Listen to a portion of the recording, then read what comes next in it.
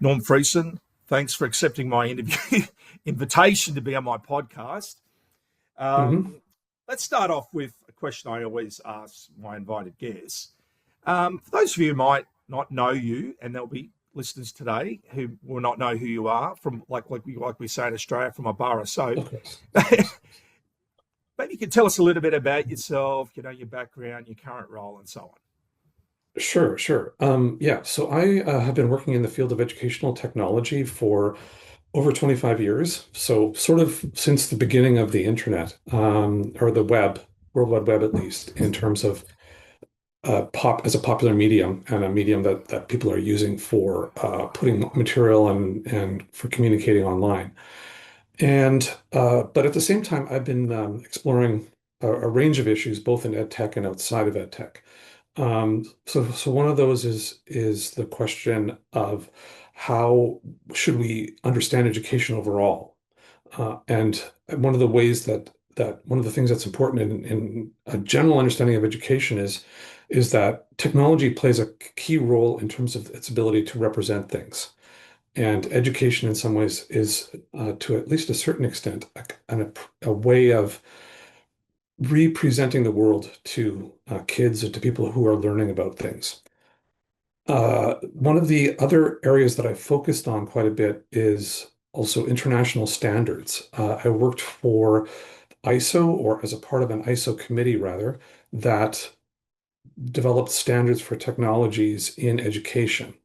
And that involved working with engineers and developers and other people from Australia, a whole bunch of other countries, also people who were involved in the military-industrial complex in America, and yeah, so I've gained global exposure, or at least global knowledge, hopefully, through those experiences. Another area that I've worked in is looking at the lived experience of online learning and different sort of aspects of online learning.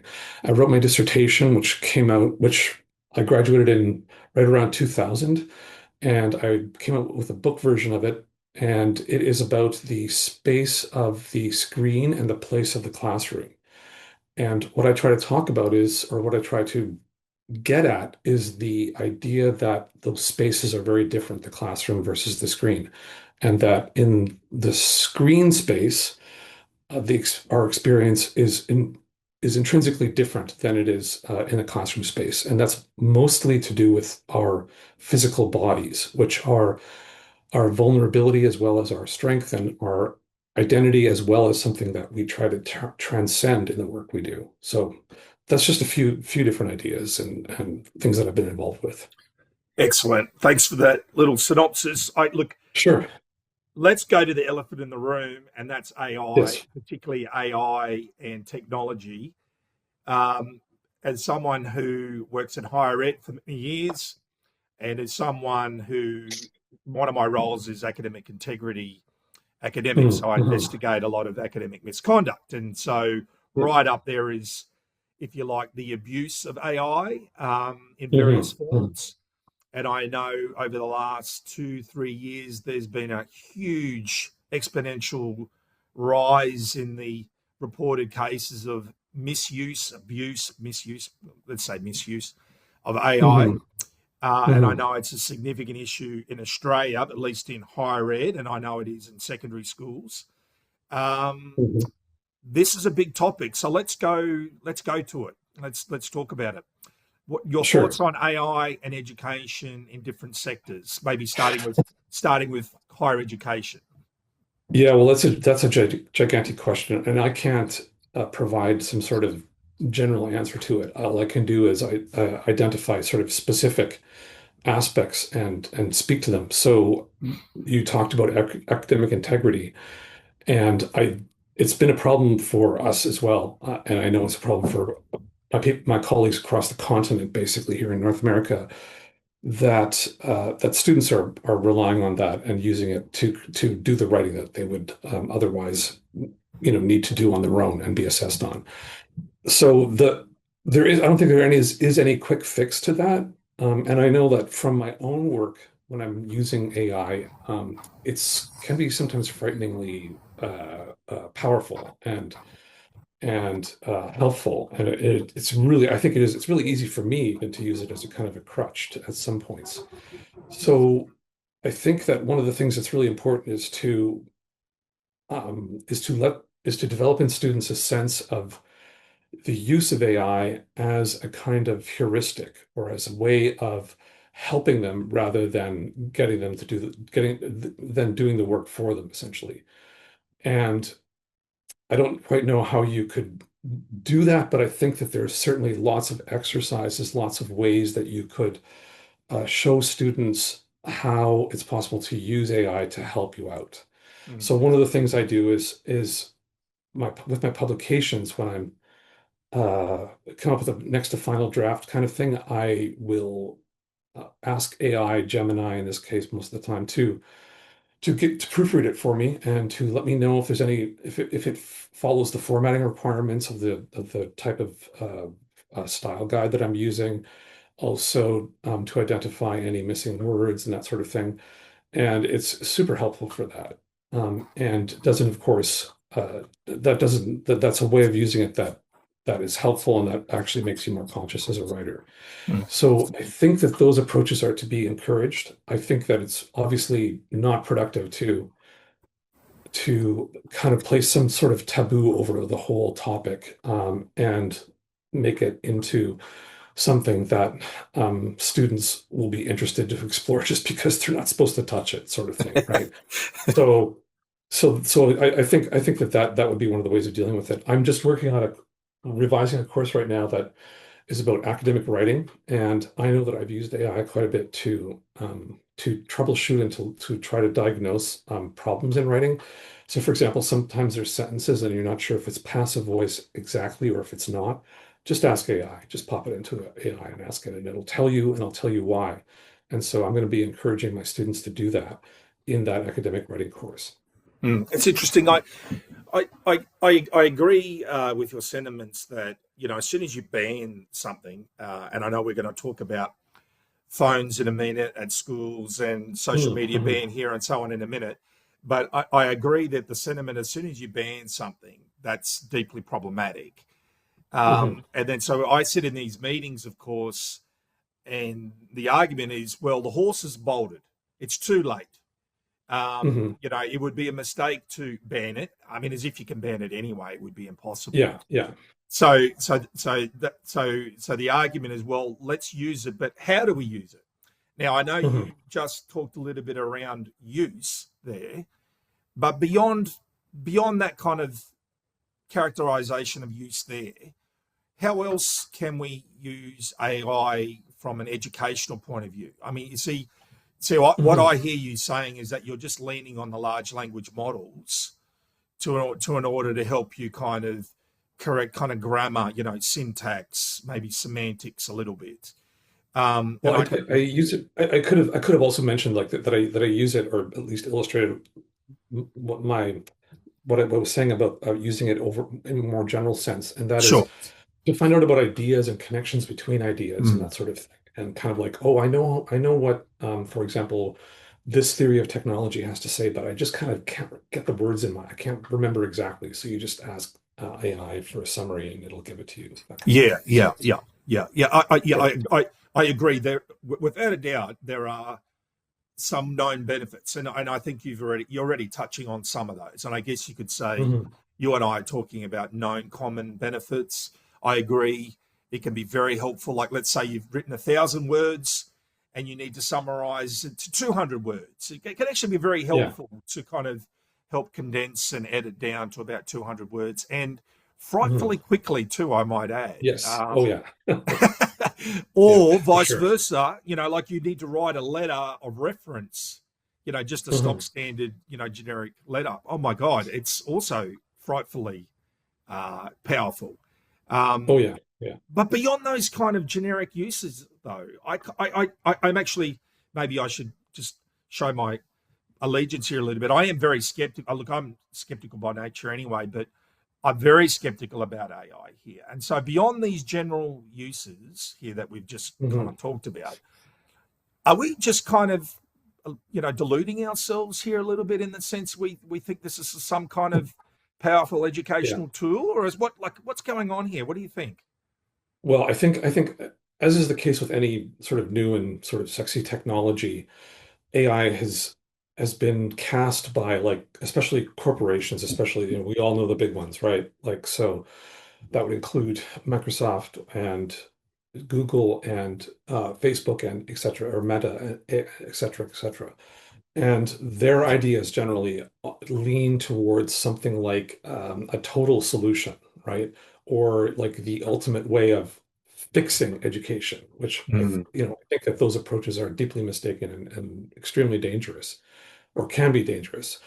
So an example would be with AI, this whole idea of using AI as a tutor for students, especially, I think people are thinking of younger students. And this is a real problem. And I think one interesting way of kind of getting at the problematic nature of it is to think about what you're asking the child or the teenager or whatever to do when they're engaged with this AI, and what is involved in actually having it as some sort of powerful tutor that has all the answers and that can use all of your behavior and messages and context from your previous interactions with it to calculate exactly something that should be appropriate for you. And that is that you have to sort of fool yourself to think that you're actually dealing with a tutor. You're dealing with a human being. So Khan, rather, from Khan Academy, has talked about this sort of perfect tutor idea with AI. And he says that, you have the advantage of AI being something that can be very personal and can be very direct, always attentive and everything. And I think this whole way of thinking is really problematic. And the reason I think it's problematic is because there's a number of reasons, but one simple way of talking about it is that if you think that you're engaging with a tutor, or if a kid is asked to think if they're engaging with a tutor, that's actually a form of deception. And if you look at the history of AI and you go back to, let's say, the Turing test, or you look at some other technologies that are meant to somehow simulate what humans do.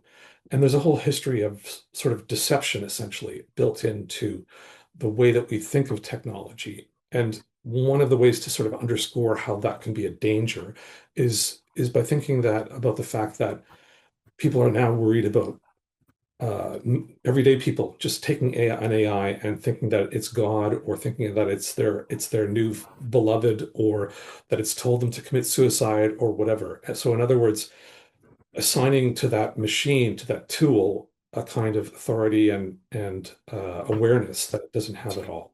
Mm. So I think in some ways if you think about the idea that it's sort of the Turing test, for example, is based on the idea that something is artificially intelligent if it can be indistinguishable from a human. And that has kind of been one of the key aspects of artificial intelligence, and why the word artificial works there in that phrase. So Mm. that would be one way of kind of dealing with it, Yeah. or taking it.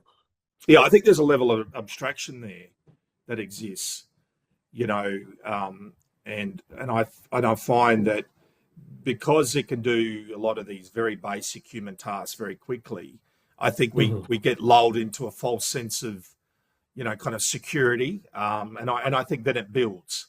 There's this kind of snowballing effect, and I guess the question I want to talk to you a bit is, because I know you've talked a little bit about this, about educational technologies, repeated promises, and you did allude to this in your answer there a little bit, but why, as soon as there's some new technology that comes online or becomes Mhm. available, then somehow that optimism connected with its promise to, kind of revolutionize or reform education, it's just this Mhm. ongoing cycle.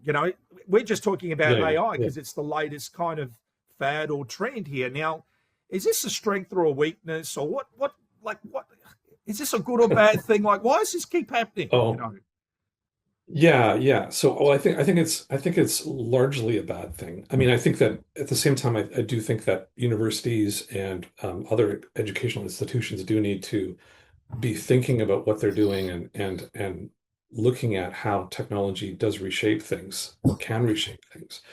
But at the same time, and I know that you and I met actually when we were at a conference in Berlin, and I gave a paper about the lived space of the school versus the home versus the world. And the school is something that's different from a lot of other organizations, and it's particularly different from businesses because one of the parallels that people immediately draw is this idea that you can take a a technology that's increasing production, that's increasing productivity in a particular business, or say like across the line. So cell phones, right, or smartphones, those things give an incredible boost to productivity in all sorts of businesses. The thing is, though, it doesn't work for education necessarily that way. It actually, in some ways, can work in the exact opposite way, as the example of smartphones maybe indicates.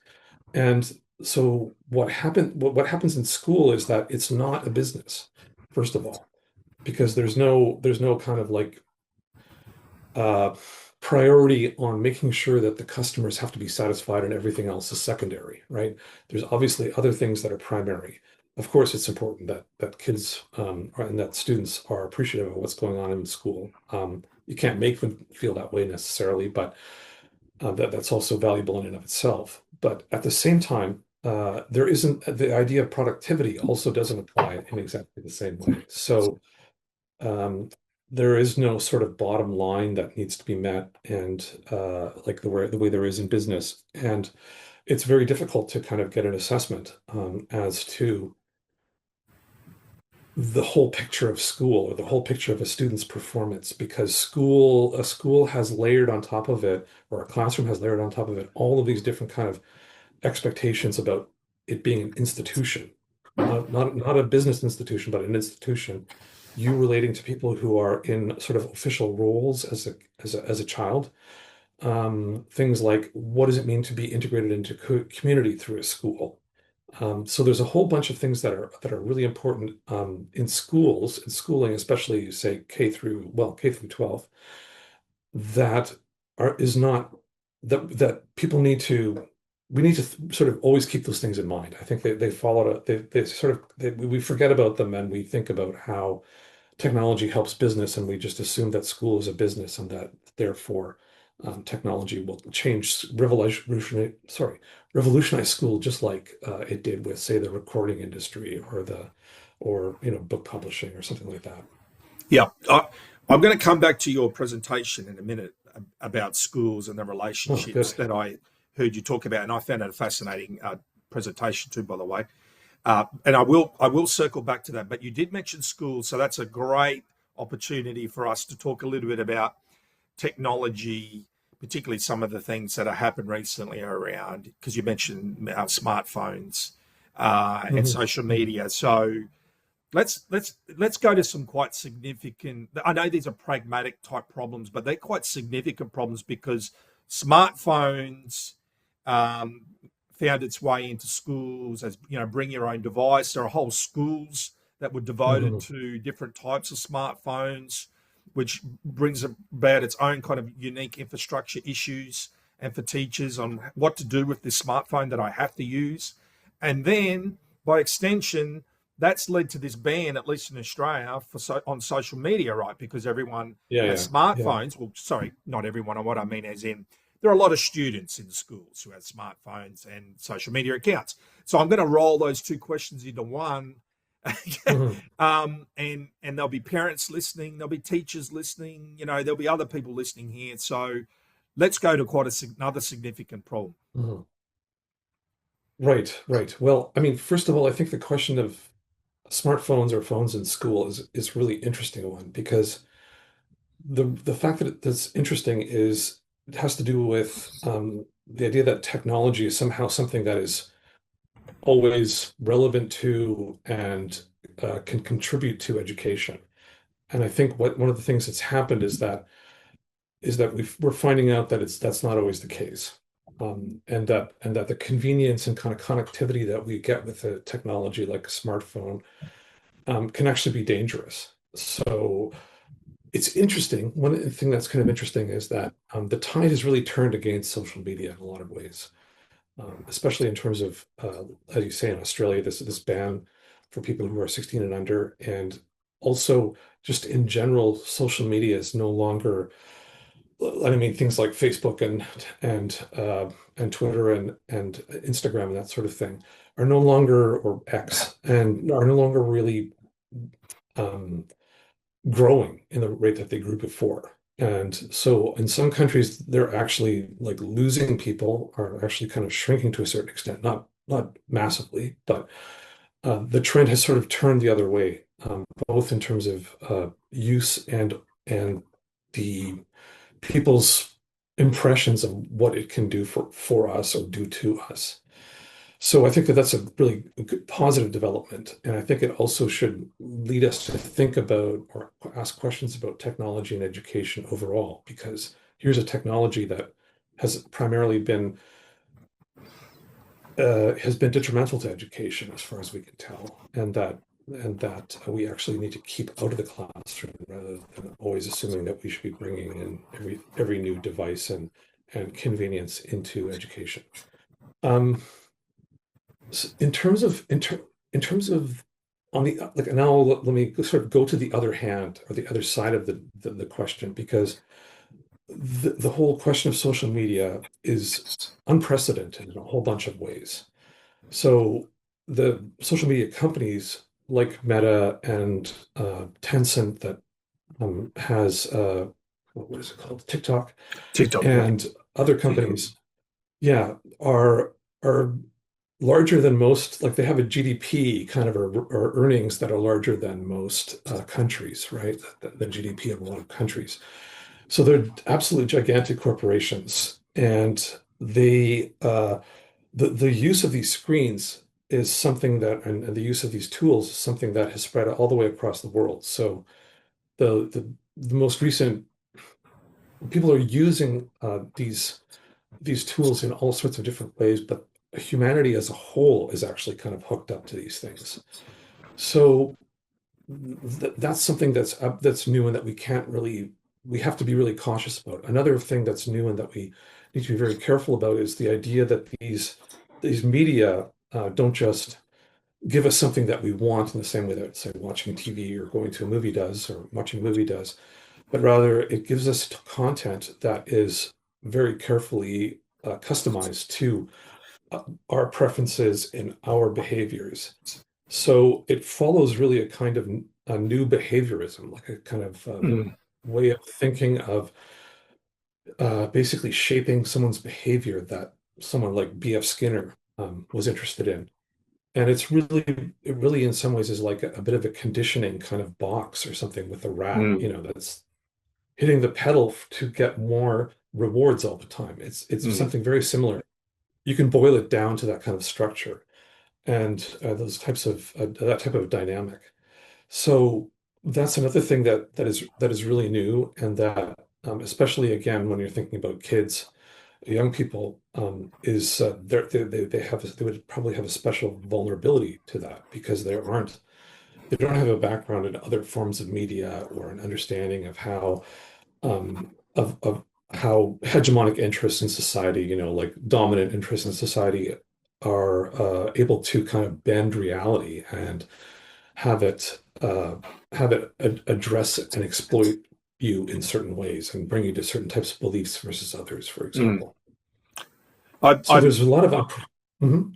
Oh, Go I was ahead. going to say what I heard when I had a bit of a laugh to myself when you were talking about the algorithms. I've just recently, I always talk about this example. I tell this to my kids and students. I just Mm, recently mhm. purchased a two-person hiking tent. And then, of course, every search pop up that came up was hiking Yeah. equipment, tents.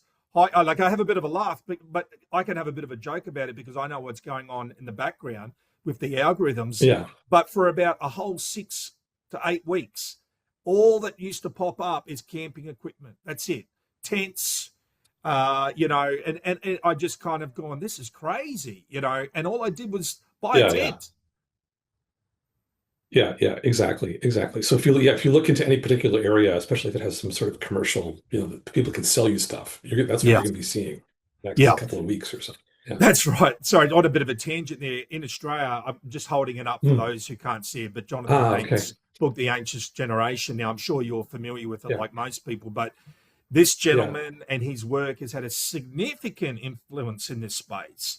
And I'm Yeah, just kind of yeah. think this person clearly, I would argue, was a catalyst for a lot of the legislation around, the ban on social media in Australia for 16 and Mm, under. mhm, And the same with smartphones, particularly girls, that the data is quite, look, whether you agree with the methodology and the data and so on that sits with it. And by the way, if you're mhm, listening, I'll make sure I put the information of this text in the episode descriptor for those who want to read this text. But look, mhm. your thoughts on the work by Jonathan Hank, Anxious Generation, and his other works as it relates to smartphones and social media. Your thoughts? Yeah, sure. So I mean, I generally agree with what someone like Haidt is saying. I think though that he actually oversimplifies the case to some degree. So while I appreciate the general thrust of what he's trying to convince people about, I'm a bit suspicious because one of the things he does, for example, is he says, well, what we're doing is we're taking, we're making kids into like, or childhood into something that's screen based rather than childhood that's something that's play based, Mm. and he said it's been play based for 50,000 years. One of the things that's really important to remember is that childhood or any kind of, anything having to do with education is a social construct. And I don't mean that in the term that it's just in the sense that it's just arbitrary or doesn't really exist or something. These things very much do exist, but they change over time. And the sort of underlying reality is pretty malleable, actually, in a lot of ways. So the idea that somehow, kids used to be play based, and now like for millennia, and now they're screen based is kind of not true because the role of children in different classes and in different societies has been really very different.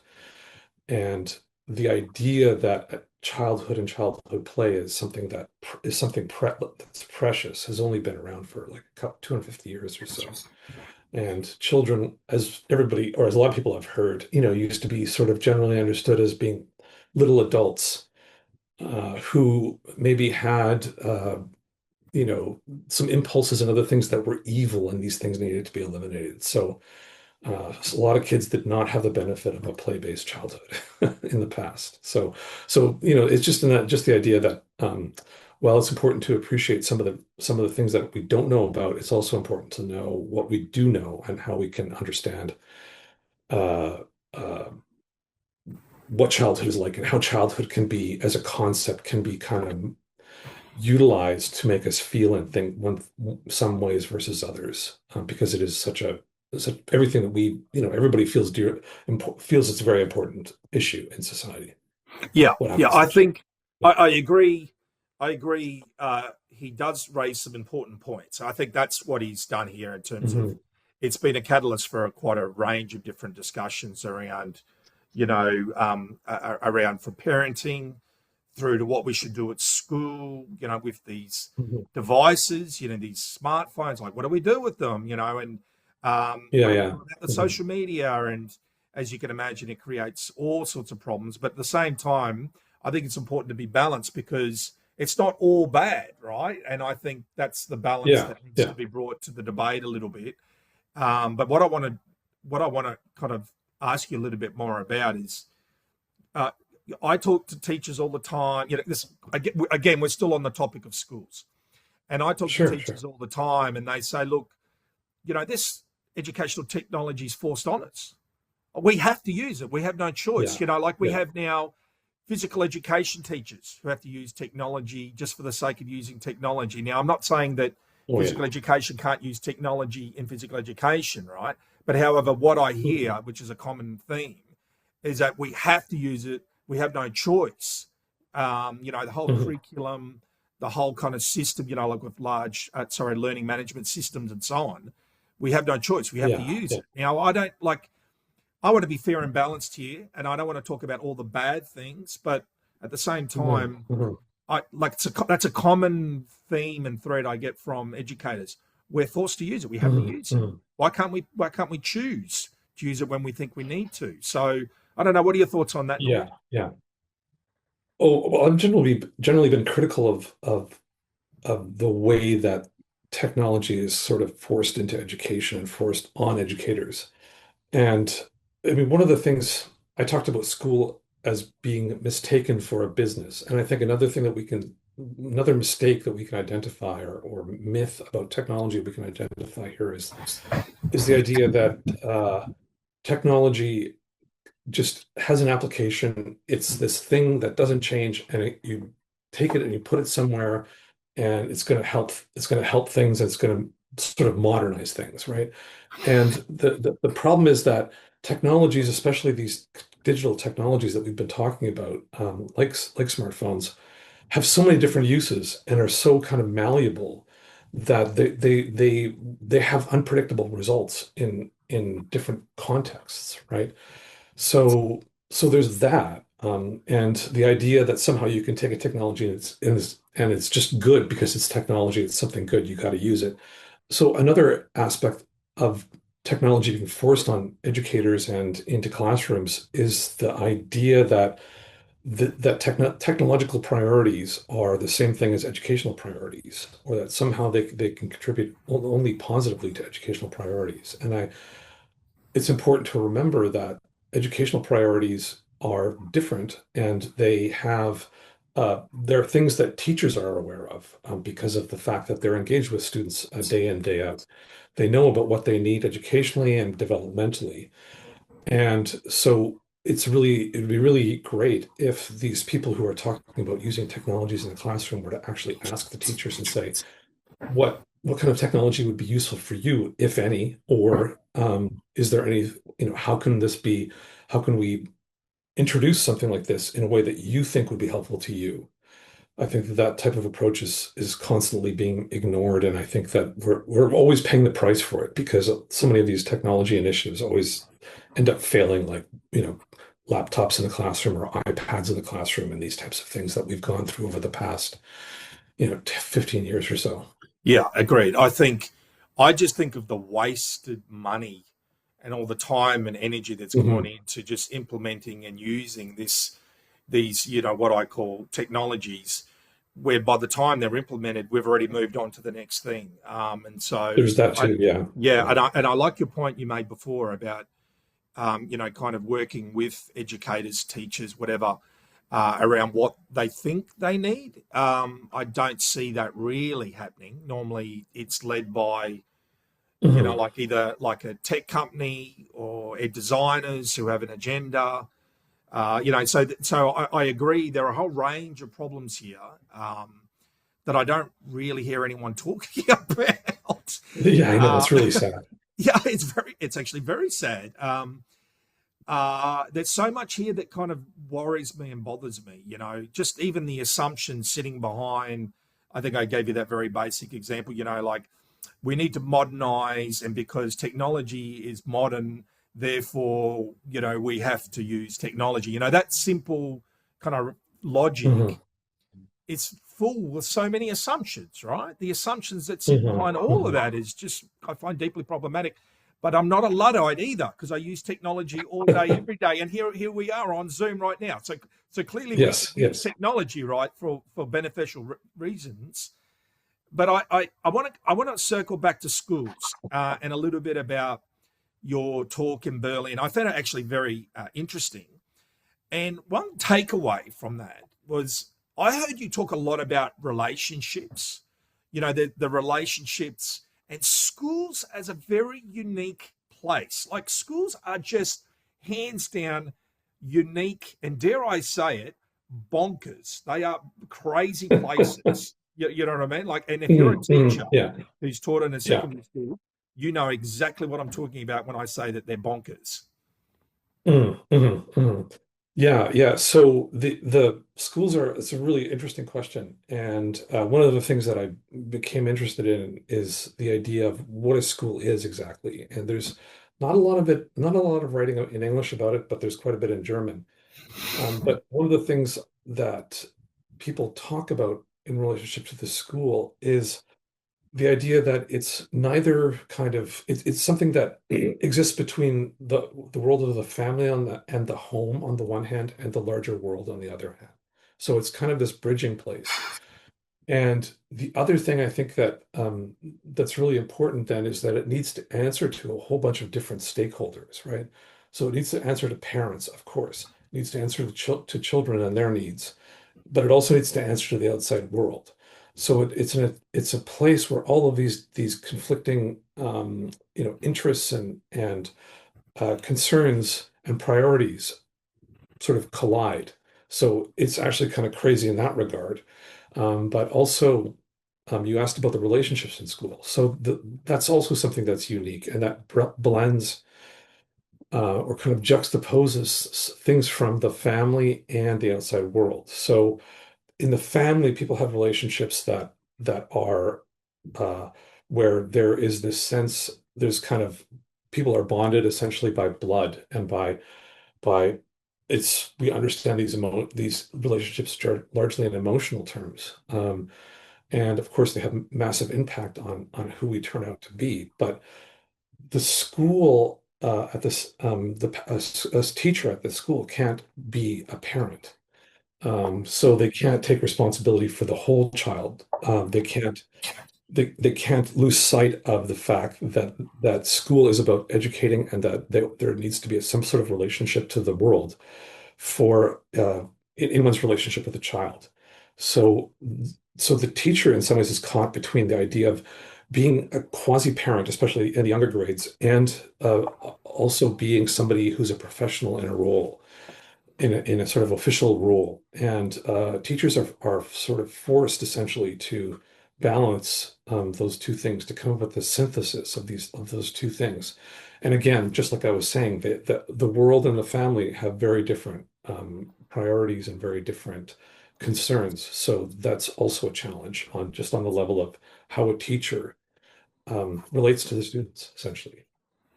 Yeah, I think you're that's why I think I found your talk very interesting because you did touch on the uniqueness of school as a unique place, and the Mhm. relationships that exist. And I don't think we talk enough about those relationships. Mhm. So like one takeaway for me, and I was there for your talk, and I did look at my notes again. And that's Mhm. why I had highlighted, relationships, in a big circle, because that's what I heard Mhm. you talk a lot about, these relationships that we don't really talk about. Yeah, yeah. Obviously everyone understands student teacher, right? Because Mhm. that's front and center, right? They just happen to be physically present, but yet we use a lot of language like stakeholders, right? Parents, Oh, yeah, yeah, yeah, yeah. administrators, curriculum bodies, but that's an abstract concept, right? Stakeholders. Mhm. Yeah. So I Yes. actually I really liked what you were talking about, the uniqueness of school, because Mhm. Mhm. I actually find that I can't think of any other place that's even close to a school, Mhm. to a Mhm. school, Yeah, yeah. as an institution or as an organization. Or I mean, I guess you and I could try, but it's just kind of one of these things where you're a parent, but you're not a parent. Like I always talk about, as a teacher, Mhm. sometimes you're like a pseudo parent. You're like a parent by Yeah, proxy, but you're not a yes. parent. Yeah, yeah. No. So that relationship, I think, is interesting. Um, yeah. Now, what? So what?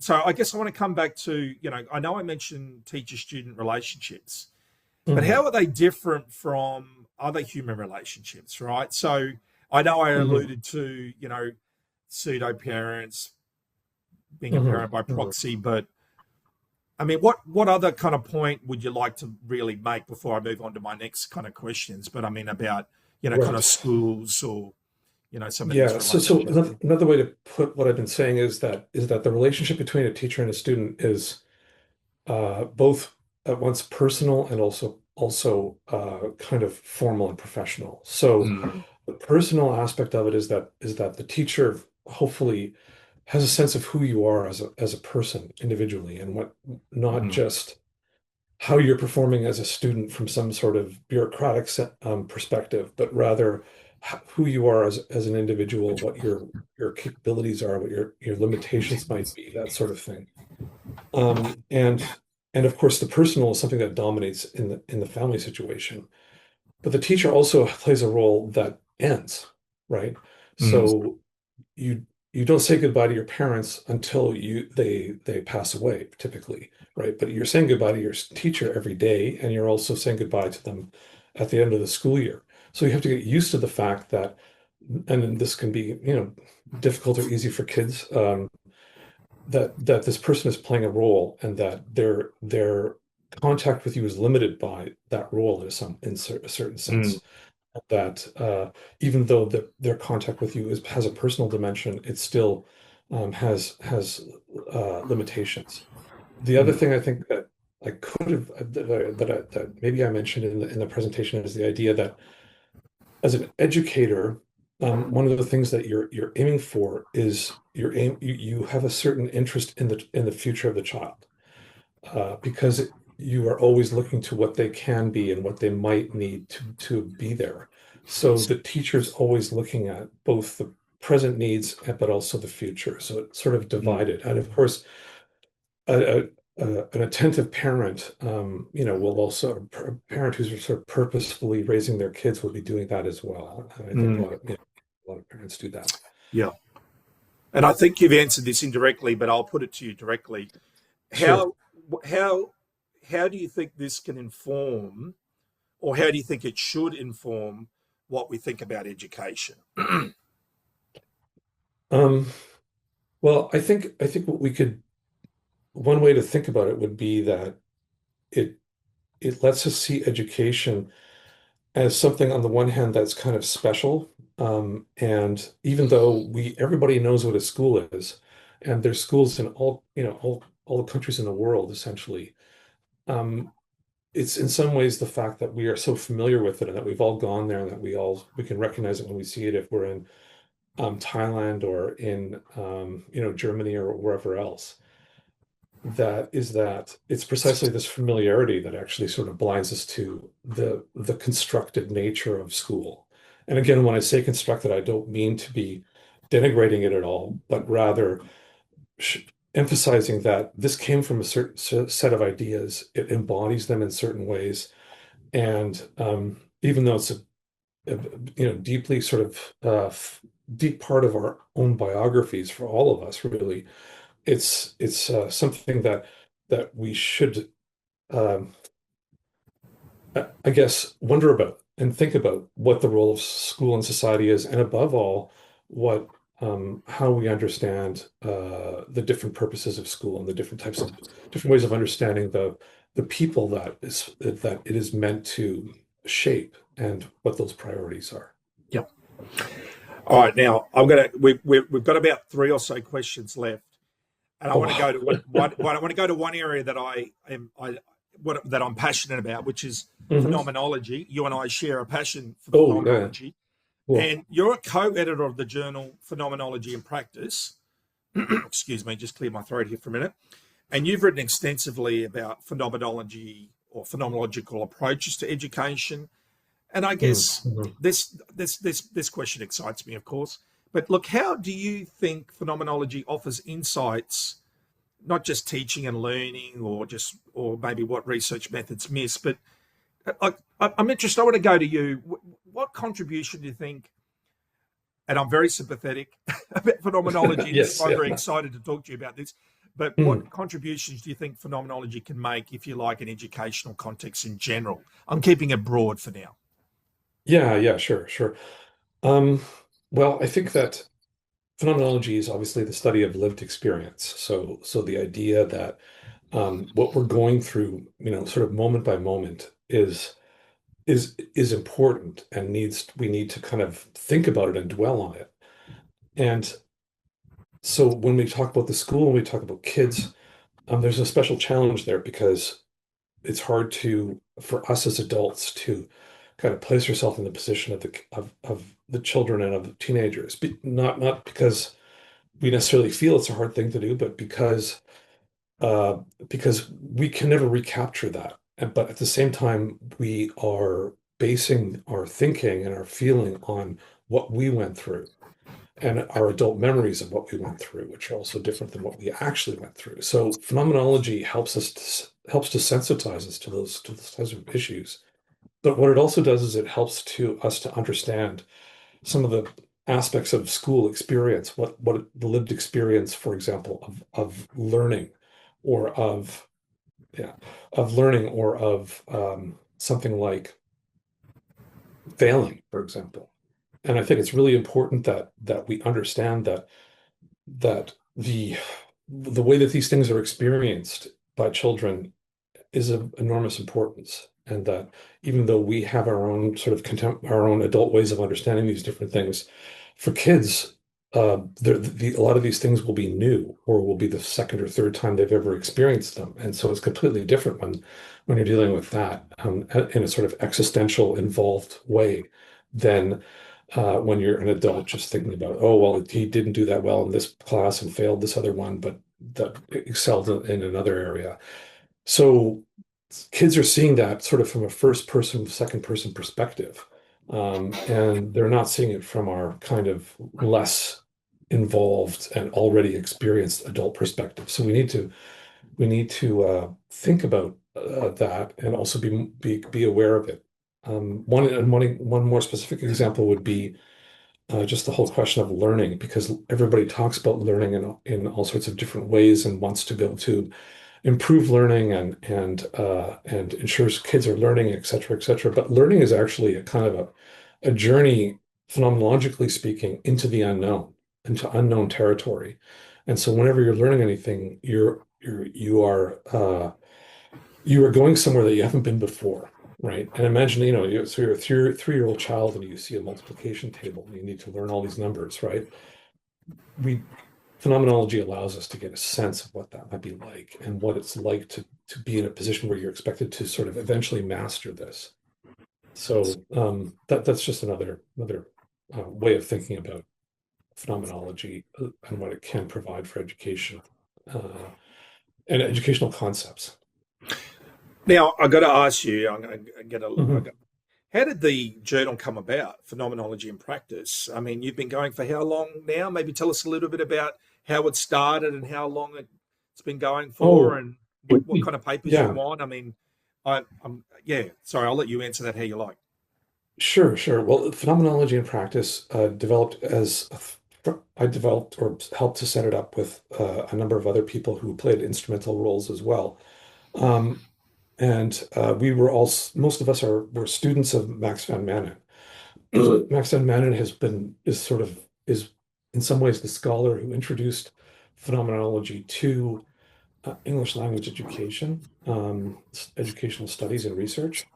And so we wanted to kind of develop and expand his his way of thinking and his way of doing things in educational research. I think that since then, the journal has shown and underscored how international really interest in phenomenology and education is, and how there are many different perspectives out there, in addition to Van Manen's, that are complementary, though, with the type of phenomenology that he helped to pioneer. Yeah, I think we might talk about this after the interview. I think, but he Hmm, is a controversial figure, Max van Manen, because there is a quite big debate, which I'm sure you're familiar with in hmm, phenomenology, is about around whether it can be applied. I don't like using the term hmm. applied, but there's a Yeah, whole debate, quite a significant debate around like whether it's even possible to apply in fields like, kind of education or educational research. I mean, what are hmm. your general thoughts on that, I guess? Yeah. Well, I actually haven't been exposed too much to that debate. I think that one of the issues that arises, for example, I know that that Van Manen has been in debates with Dan Zahavi, for example, a phenomenologist in the area of philosophy, is how is phenomenology interpreted, and interpreted such that it can be applied or such that it can be understood as philosophy purely as a theoretical sort of set of constructs. So I think that what's important is to appreciate the sort of complexity and the fact that phenomenology is not any one thing. Nobody really has the patent on phenomenology, even whether that's applied phenomenology or theoretical phenomenology, and that there are many different kind of strands that are part of the phenomenological tradition that a person can highlight, or at the same time kind of or set aside, in order to be able to understand it as, say, a method that's actually applied. Yep.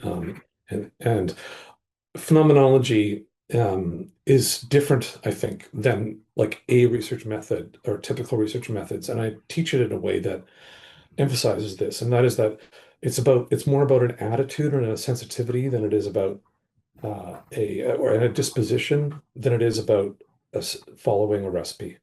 So sometimes I think people do try to reduce phenomenology to a recipe, and I do think that like, in other words, like, here you have to do these 5 stages, and one of them is the phenomenological reduction, and the other one is description or whatever. I think that it's really important that to think about it as a way of thinking and as a way of being or an attitude, Mm. um, anything else in a certain sense, because you're supposed it asks of you that you be sensitive to certain things that people are generally not necessarily aware of or sensitive to.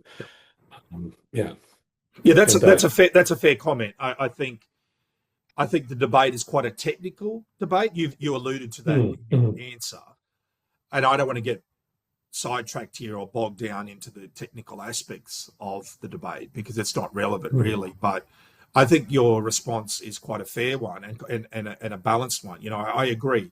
It's about a kind of dispositional, attitudinal, more comportment to seeing things in a certain way. I think that's mhm. I don't have any problems with that. I think the problem is that it can lead to a whole range of abuse, and it can in fields like education and particularly educational Yeah, yeah, research. Oh boy, I think I'm being very generous when I say it's been misused. yeah, yeah, yeah, yeah. No, uh, I know what you're um, talking about. yeah, and we might talk about that later on after the interview. But let's Mhm. move on. I reckon I've got about 2 questions, and one Okay. question, my second last question, really goes to if anyone's listening right now, what 3 books of your choice would you Oh, recommend? oh.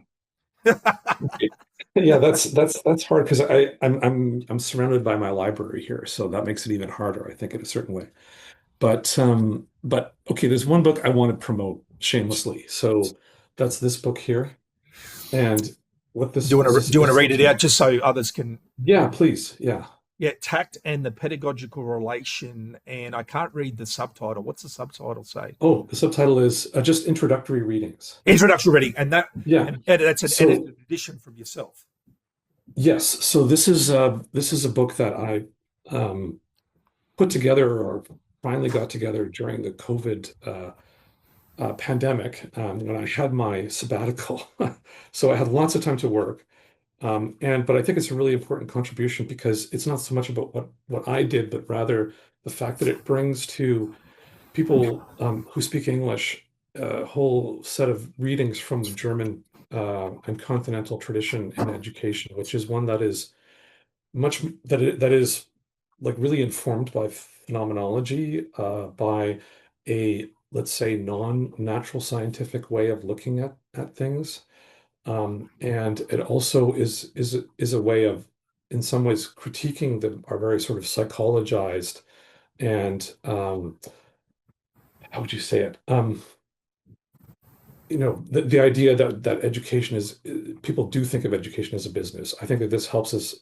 Some of these readings will help us to um, to uh, under to provide us with a coherent understanding of it as precisely not a business and of precisely something that involves a certain type of artistry. That's the word tact kind of gets at that. And the pedagogical relation, which is the other keyword in the title, is something that I already sort of talked about just really briefly in terms of the relationship between the student and the teacher, and the fact that it is personal and but at the same time also professional, and that it involves that it comes to an end, for example, as well, because it's when somebody's grown up, we relate to them as an autonomous other person rather than as someone that we're trying to influence in one way or another directly. So book number two would be one that at least I've been really interested in as of late. It's really sort of changed my thinking, and it also contributed to that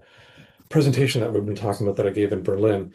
It's called On What is Learned in School, and it's by a sociologist named Robert Drieben.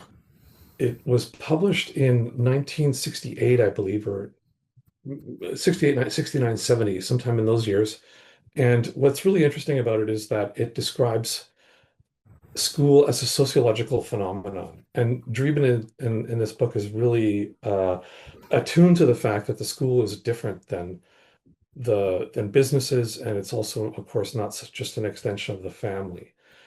And he points out like a whole range of characteristics that teachers have and that students are expected to conform to that make up what schooling is, and gets us away from this idea that school is about the place where learning is maximized, or that it's a learning environment, because it's a social environment, and it's a place where um, you which has certain duties and responsibilities that no other institution or kind of formal organization has in our society. So that would be the second book that I would recommend. I can send you an image of it too, or whatever, if you want. Yeah, sure, that'd be Um, great. Yeah, thank you. yeah. And then the third book is this one here called Forgotten Connections, and it's on culture and upbringing is the subtitle. And it's the first book that I translated. And it's a book that a lot of German scholars have been interested in. Actually, they just came out with, it's written by somebody named Klaus Mollenhauer, who's no longer alive. But they just completed a collected publications of all of his works in German. And he wrote that book after being essentially somebody who was involved in critical pedagogy for a long time. And then he sort of changed his mind and thought about the fact that you can't just describe school sociologically or in terms of ideology. You need to describe it. It demands that you approach it in a way that is, again, sensitive to its uniqueness and also to its history. So there's a lot of images in the book that come from European history that help us to understand how the school sort of and children and their relationship with adults has changed and developed over the years, and why it is the way it is now, even though sometimes it does seem like it's crazy and doesn't have any relationship to our current reality. Yeah, that's excellent. I should have I should have mentioned your background in German studies, and that you Mm. mentioned your translation there. I mean, you're a man of many talents, and so I think you did mention that this translation or this translational work. But Mm. I think that's very demanding work. How do you go with the translation and work? Is it something you find like very easy that you can just do naturally, or is it really It's hard not. work? Yeah. It is really hard, but at the same time, it's kind of fun, which I know sounds kind of weird and nerdy, but it's it's it's in some ways it's a bit easier than writing for yourself, because if you're writing something yourself, then you're always testing yourself on what you can put together and how well you can put it together. But if you're translating, there's you can get to a sort of a good enough that is actually kind of a bit less demanding, I think. And that's Mm. something that's actually kind of nice. And comforting about translation. But what my translation work really reflects is a really deep appreciation of the kind of scholarship and um, the sort of phenomenological approach to education that is familiar to a lot of people in Germany and in Mhm. Europe more broadly. Yeah, I think when you were describing that last book, of course, the thinker was from Deutschland, Germany. But as I heard you describe it, to me it was very continental, kind of Europe. It's like, and Yeah, that was one of the things that I found going back to Berlin for this conference last year. I can't believe I'm saying last year already, but last year. Yeah. and it was about 15 years since I was last in Berlin, and I still have relatives in Mm, Germany, and it was good to catch up with them at Stuttgart. Um, mm, mhm, the European approach I just found so refreshing, and yet so unique. And as someone who lives in North America, and I think you do go back to, I think when I spoke to you briefly, I think you do go back to Europe quite frequently. mm, Do you do mhm. you do you notice that refreshing difference? I mean, North America is very different from continental Europe. I mean, it's the same from Australia Mhm. and continental Europe, but do you Yeah. notice that difference as well? How refreshingly different it is Oh, absolutely, absolutely. beyond So the I mean, language, of course. I'm talking about. yeah, yeah. Well, I mean, I think one of the things, and I have the impression that Australia falls into this camp as well, is that people in sort of the new world or whatever, are, I think we're all really pragmatic by nature. And the fact that, Dewey, the pragmatist, is the one educational philosopher that, everybody will know about from the English, from the American or New World perspective, let's say, Mm, is sort of telling because I mean, although he is philosophically pragmatist, everybody sort of asks like, what is it worth, right? Or what can you do with mm, it, sort of thing is always the question. And mm, people in Europe and in Germany don't. That's not the first question. I mean, one of the first mm. questions they ask is, what is the history of it? Like, what is the Yes, history of this idea? yes, And which is a really, it sounds like will be like, well, what, is it an interesting history or what happened? yes. No, it's like the history is the essence of the thing that you're talking about. Mm. That's excellent. So That's an excellent insight. That's an excellent insight. mm, I mm, agree mm, because when you see a lot of European presenters, particularly from Germany, they spend a lot of yeah, time providing historical context and background, like a mhm, genealogy. Because I always medically when I hear them speak, it's part of their methodology. The history that's like they chart a genealogy of sorts. And mhm, Husserl does that all the time. When mm, I'm reading Husserl all the time, he's forever writing, mhm, historical backgrounds and genealogies. That's excellent. Yeah, that's a good point. yeah, That's a very yeah, strong point. Yeah. yeah. Oh, So sorry, so so I'm sorry, I cut you off. You were just, Oh, no, no, yeah. no, no, that's okay. That's okay. So yeah, no, I'm glad you were able to elaborate on that because that's what Mollenhauer does in the third book that I showed, third sort of recommended book, Forgotten Connections.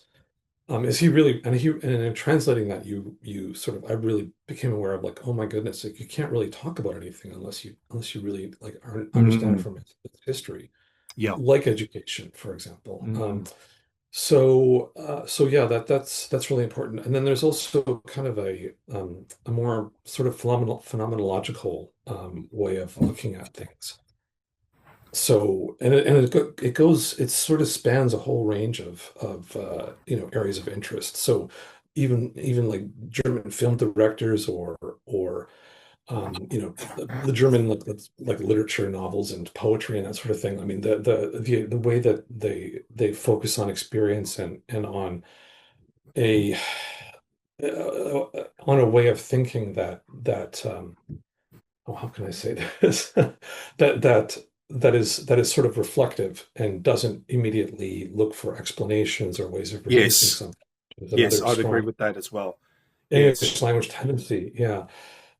So yeah, no, I mean, I go back all the time because I love it, Yeah. basically. So I could Yes. go on Yes. about this for Yeah. quite a while. So We could yeah, talk about this for a while, but we're running out of time, and I'm just conscious. I want to sure, ask you the sure. last question, and then we might Yeah. finish because I know you and I have to go.